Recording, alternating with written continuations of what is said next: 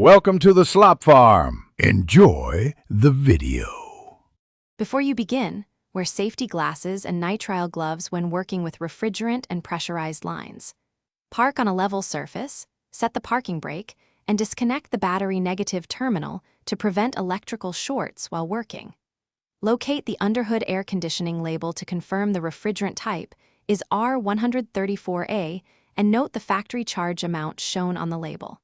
If refrigerant remains in the system, evacuate it legally using a certified recovery machine to avoid environmental harm and legal violations. Start removal by raising the truck and securing it on jack stands, then remove the front bumper cover and support to access the radiator and condenser. Recover refrigerant using a certified recovery machine, then relieve system pressure and disconnect AC lines using line wrenches at the service ports or flare fittings.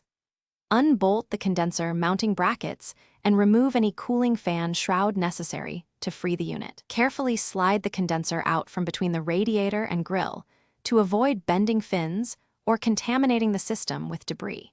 Place the new condenser into position, align mounting points, and tighten mounting bolts to factory torque values. Reinstall any fan shrouds and the bumper cover.